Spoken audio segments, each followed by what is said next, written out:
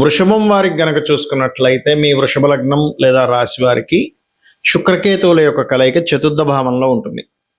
ఈ జూలై 5వ తేదీ నుంచి ఆగస్టు 1వ తేదీ వరకు ఈ రెండు గ్రహాల కలయిక. కాకపోతే స్టార్టింగ్లో కొంచెం డిస్టెన్స్ కొంచెం ఎక్కువగా ఉండి తర్వాత దగ్గర అవుతుంది. ఎండింగ్లోకి వచ్చేసరికి దూరం అవుతూ ఉంటుంది. ఎందుకంటే ఎంత డిస్టెన్స్ పెరుగుతూ ఉంటే దాని ప్రభావం తగ్గుతుంది అనమాట.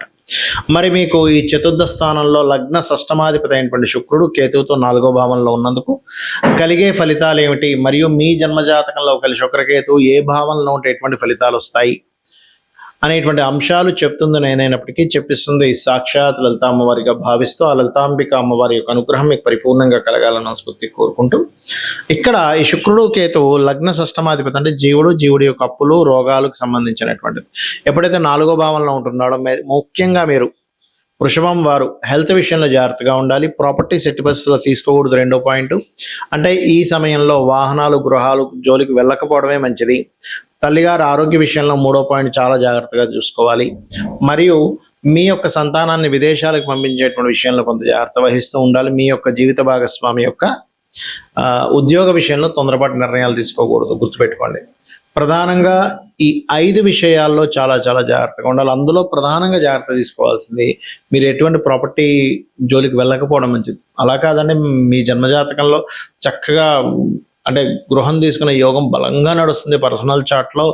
మరి ఇప్పుడు ఈ గోచారం వల్ల నేను ఆగిపోవాలని ఆల్రెడీ డబ్బులు కట్టాను అనుకుంటే సింపుల్గా ఏం లేదు. ఆ ఇంట్లో ఏ గృహం అయితే తీసుకుంటున్నారో, ఏ గృహం అయితే మారుతున్నారో, రెంటల్ హౌస్ మారినా లేకపోతే ఒక గృహం కొనుక్కుంటున్నా, ఒక వాహనం కొనుక్కుంటున్నా, ఒకసారి లక్ష్మీ గణపతికి సంబంధించిన ఆలయానికి వెళ్ళండి, లేదా లక్ష్మీ గణపతి హోమం ఇంట్లో చేయించుకోండి. లక్ష్మీ గణపతి ఏ నమః అనే నామాన్ని స్మరించండి. అప్పుడు ఏమవుతుందంటే ఎటువంటి ఇబ్బంది రాకుండా ఉంటుంది మీకు. ఇది ప్రధానంగా గుర్తుపెట్టుకోండి. అదేవిధంగా మీరు నిత్యము చేయవలసినటువంటి దేవతారాధన విష్ణు సహస్రనామాల యొక్క శ్రవణము లేదా పఠనం చేయండి. అదేవిధంగా ఏదైనా కొత్త కోర్సెస్ చేస్తున్నారు, ఫ్యాషన్ రిలేటెడ్ సంబంధించినటువంటి ఏదైనా కోర్స్ చేస్తున్నారు, అటువంటి విషయాల పట్ల కూడా కొంత జాగ్రత్తగా ఉండండి. ఏదైనా ధనం ఇస్తున్నారు, మనీ ఒక అప్పుగా ఇస్తున్నారు, పేపర్స్ పెట్టుకొని ఎవరిదైనా ఈ ల్యాండ్ పేపర్స్ లేకపోతే గృహానికి సంబంధించిందో ఏదో వస్తువు పెట్టుకుని డబ్బులు ఇస్తున్నారు. అటువంటి విషయంలో వాళ్ళ దగ్గర తీసుకున్నటువంటి పేపర్ జెన్యూనా కాదా, ఆ గోల్డ్ నిజమైందా కాదా, కొంతమంది ఇస్తూ ఉంటారు, గోల్డ్ పెట్టుకొని డబ్బులు ఇస్తూ ఉంటారు. ఇటువంటి విషయాల పట్ల కూడా కాస్త జాగ్రత్త వహించండి. మనకి ఈ శుక్రకేతువులు ప్రతి లగ్నానికి కూడా అంటే 12 లగ్నాల వారికి కూడా లగ్నం నుంచి 12 స్థానాల్లో ఉంటే ఏమిటి అనే విషయం కూడా ఇప్పుడు నేను మీకు చెప్తాను. శుక్రుడు కేతువు, శుక్రుడు అంటే లగ్జరీ, అదేవిధంగా ధనము, వివాహము, సౌఖ్యము, సుఖము, వీటన్నిటికీ కారకుడు శుక్రుడు. అదేవిధంగా కేతువు వైరాగ్యము, ఆటంకాలు, ఆధ్యాత్మికత, మరియు ఒక టాప్ పొజిషన్లోకి ఎవరు టచ్ చేయలేనంత పొజిషన్లోకి వెళ్ళిపోవడము, ఫ్లాగ్, ఇలా అన్నీ చెప్తూ ఉంటారు. ధ్వజము అంటూ ఉంటారు కేతువుని. ఇక్కడ ఏంటంటే ఈ 2 గ్రహాల కలయిక ఎప్పుడైనా గోచారంలో జరిగినప్పుడు కానీ మన జన్మజాతకంలో ఉన్నప్పుడు కానీ మనం చేయవలసింది ఏమిటంటే ముఖ్యంగా లక్ష్మీ గణపతి ఆరాధన ఎంత చేస్తూ ఉంటే మీకు ఏ భావంలో ఉన్నా దాని యొక్క ప్రభావం ఉండదు. Point number 1. ఇక రెండవది, లగ్నంలో ఉందనుకోండి ఈ కాంబినేషన్, ఎందుకంటే 2 గ్రహాల కలయిక అనేటువంటిది అదొక యోగాన్ని క్రియేట్ చేస్తుంది. యోగము అంటే కలయిక అని అర్థం. మీకు రాశిలో ఉన్నది లేదా ఒక రాశిలో ఒక గ్రహం ఉంది, అదొక యోగం. ఆ గ్రహం పలానా నక్షత్రంలో ఉంది, అదొక యోగం. ఆ యొక్క గ్రహం మరొక గ్రహంతో కలిసి ఉంది, ఇంకొంచెం బలమైనటువంటి యోగం. గ్రహ కలయికలు అనేటువంటిది బలమైనటువంటి యోగాలు. రాశిలో ఒకవేళ శుక్రకేతువులు ఎవరికి ఉన్నా, బట్ లగ్నాన్ని బట్టి కొంచెం మారిపోతూ ఉంటుంది దాని యొక్క ప్రెడిక్షన్ ఇచ్చేదాన్ని. కాకపోతే ఏంటంటే ఇక్కడ కొన్ని విషయాల్లో వీళ్ళు కొన్ని మెటీరియల్ లైఫ్ సంబంధించిన కొంచెం లగ్జరీ రిలేటెడ్ వాటి విషయంలో కొంచెం విముఖతగా ఉంటారు వీళ్ళు. అదేవిధంగా వివాహం విషయంలో కావచ్చు, కొన్ని లగ్జరీ రిలేటెడ్, కొన్ని సుఖ సంబంధించిన విషయాలు కొంచెం దూరంగా ఉండే లక్షణాలు వీళ్ళలో ఉంటాయి. అయితే ఇక్కడ నేను మీకు ఒక విషయం చెప్తాను. ఈ కాంబినేషన్ మీ జన్మజాతకంలో ఈ మహాదశ అంతర్దశ మీ జీవితంలో ఉండాలి. ఎందుకంటే అశ్విని, మక, మూల నక్షత్రాలు పుట్టారు, లేదా భరణి, పుబ్బ, పూర్వాషాఢ నక్షత్రాలు పుట్టారు. అప్పుడు చిన్నప్పుడు అయిపోతుంది, చిన్నప్పుడు ఉంటుంది. లేదా ఇవి దాటి రవి నక్షత్రం, చంద్ర నక్షత్రం అంటే కృతిక, ఉత్తరాషాఢ కానీ, లేనట్లయితే రోహిణి, హస్తాశ్రవణంలో కానీ ఇలా తర్వాత నక్షత్రాల్లో పుడితే ఈ యొక్క దశ రావడానికి దాదాపుగా మీకు 90 ఏళ్ళు టైం పడుతుంది. కాబట్టి 90 ఏళ్ళప్పుడు వచ్చిన పెద్ద ఫలితం ఉండదు దానివల్ల. కాబట్టి ఈ మహాదశ ఉందా లేదా, ఈ అంతర్దశలు ఏమైనా ఉన్నాయా, మహాదశ మీ జీవితంలో ఉన్నప్పుడే మీకు ఆ అంతర్దశలు కూడా దాని ఫలితం ఎక్కువగా ఉంటుంది. ఆ రకంగా 2వ స్థానంలో శుక్రుడు కేతు ఉన్నారు, ఆ మహాదశలు అంతర్దశలు వచ్చాయి మీకు. అప్పుడు మీరు ఎట్టి పరిస్థితుల్లో ధన విషయంలో ఎవరికి ఇవ్వకండి. ఇచ్చారు అంటే ఆ డబ్బులు ఇరుక్కుపోతే ఇంక వెనక్కి రావు ఎట్టి పరిస్థితుల్లో. ఇక 3వ భావంలో ఉన్నదనుకోండి శుక్రకేతువులు, అప్పుడు జరిగేటువంటి ఫలితాలు ఏమిటి అని చెప్పి చూసుకున్నట్లయితే చాలా స్పష్టంగా శుక్రకేతువులు కనుక 3లో ఉన్నట్లయితే అక్కడ కలిగేటువంటి ఫలితాలు వెరీ వెరీ వెరీ క్లియర్.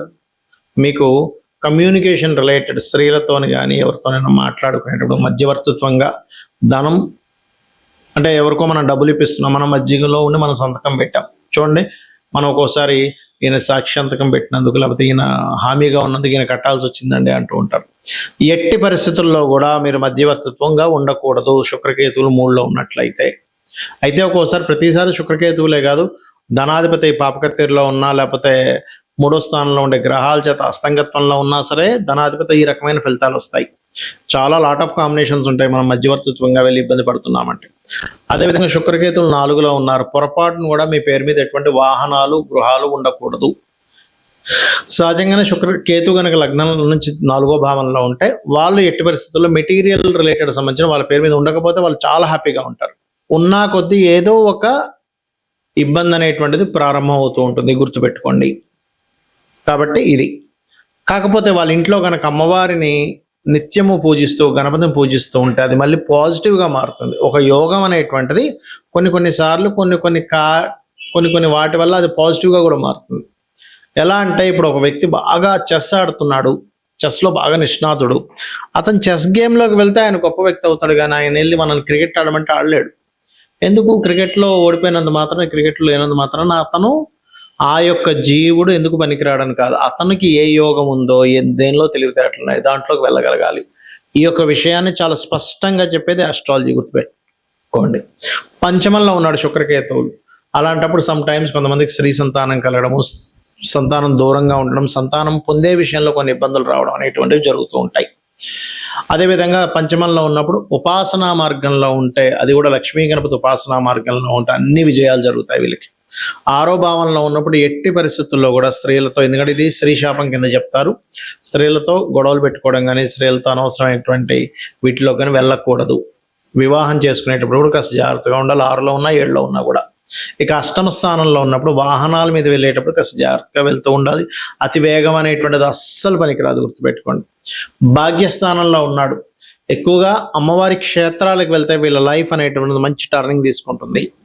దశమ స్థానంలో శుక్రకేతువులు కలిసి ఉన్నప్పుడు ఏమవుతుంది అంటే వీళ్ళు చేసేటువంటి ఉద్యోగంలో కొన్నిసార్లు స్త్రీ మూలకంగా, అది స్త్రీకైనా పురుషుడికైనా స్త్రీ మూలకంగానే వీళ్ళకి ఇబ్బందులు వస్తూ ఉంటాయి. కాబట్టి అక్కడ ఉండేటువంటి స్త్రీలతో ఎటువంటి ఇవి పెట్టుకోకుండా చాలా జాగ్రత్తగా మీ పని అనేది మీరు చేసుకుని రావడం చాలా ముఖ్యం. ఒక్కోసారి సమ్ టైమ్స్ ఏమవుతుందంటే బాసే స్త్రీమూర్తి అవుతుంది అక్కడ.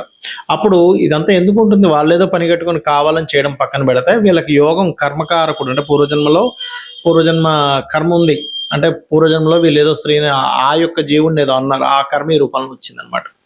లాభస్థానంలో గనక శుక్రకేతువులు ఉంటాయి, వీళ్ళు స్పిరిచువల్ రిలేటెడ్ సంబంధించినవి కార్యక్రమాలు చేయడానికి బాగుంటుంది, కానీ ఫ్యాషన్ రిలేటెడ్ సంబంధించిన విషయాలకు మాత్రం ఇబ్బంది వస్తుంది.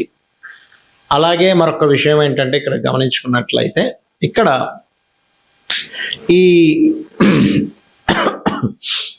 ఈ విషయంలో గమనించుకున్నట్లయితే మీకు ఎప్పుడైనా సరే ఒకటే గుర్తుపెట్టుకోండి, మీరు ఈ యొక్క విషయంలో అంటే ద్వాదశ స్థానంలో ఎవరికైనా ఉంది, సహజంగా సింగిల్గా శుక్రుడు ఉంటే చాలా మంచిది, ద్వాదశంలో అన్ని కంఫర్ట్స్ అనుభవిస్తాడు, తండ్రి యొక్క ఆస్తి వస్తుంది, మంచి జీవిత భాగస్వామి వస్తుంది, జీవిత భాగస్వామి ద్వారా సుఖపడతాడు కూడా జీవుడు. కానీ ఎప్పుడైతే మీకు ద్వాదశంలో కాకుండా ఏకాదశంలో శుక్రుడు ఉంటే మంచిది కాదు, ఇది ఒకటి. అయితే ఇక్కడ ఏంటంటే ద్వాదశంలో శుక్రుడితో పాటు కేతు ఉంటే మళ్ళీ మంచిది కాదు. ఎందుకు? అతను ఇవ్వాల్సిన సుఖాలన్నింటినీ కూడా ఈ కేతువు బ్రేక్ చేస్తున్నాడు, ఇది బాగా గుర్తుపెట్టుకోండి, ఇది చాలా చాలా ఇంపార్టెంట్ అయినటువంటి విషయం. అలాగే ఈ యొక్క గ్రహస్థితులు ఎలాగున్నప్పటికీ కూడా మీరు అమ్మవారి ఆరాధన, లలితా సహస్రనామాలు, అందులో ముఖ్యంగా ఈ శుక్రకేతు కాంబినేషన్ ఉండేటువంటి వారు ఒక నామం 2 నామాలు కలిపి కనుక లలితా సహస్రనామాలు చేసుకుంటే అద్భుతమైన ఫలితాలు వస్తాయి. ఏమిటది అంటే ఓం కామేశ్వర ముఖాలోక కల్పిత శ్రీ గణేశ్వర ఓం శ్రీమాత్రే నమః. ఇది కనుక మీరు చేశారు ఖచ్చితంగా బాగుంటుంది. లేదంటే మాకు ధనస్థానాల్లో ఉండి చాలా ఇబ్బంది కలుగుతుంది అనుకునేటువంటి వారు ఓం సంపత్కరీ సమారూఢ సింధుర వ్రజ సేవితాయే నమః. ఇక్కడ ఏంటి, ఒక్కొక్కసారి శుక్రకేతువులు ఉన్న ఒక్కొక్కసారి మంచి జరుగుతుంది. ఎందుకు అంటే వాళ్ళు దానికి సంబంధించిన ఫీల్డ్స్లో ఉంటారు, లేదా ఆ శుక్రకేతువులు ఒక్కొక్కసారి శుభకత్తెరలో ఉంటారు. అంటే రెండు శుభగ్రహాల మధ్యన ఉన్నప్పుడు శుక్రకేతు ప్రభావం తగ్గుతుంది. ఇలా ప్రతి విషయాన్ని కీన్గా అబ్జర్వ్ చేసి మనం డెసిషన్ తీసుకోవాలి, కానీ వెంటనే శుక్రకేతువులు కనబడగానే భయపడిపోవడం అలా అనుకోవడం కాదు. సో ఈ రకంగా చేసుకోండి, అన్ని విధాలా మీకు బాగుంటుంది. అమ్మవారి యొక్క అనుగ్రహం మీకు పరిపూర్ణంగా కలగాలని మనస్ఫూర్తిగా కోరుకుంటున్నాను. శ్రీమాత్రే నమః.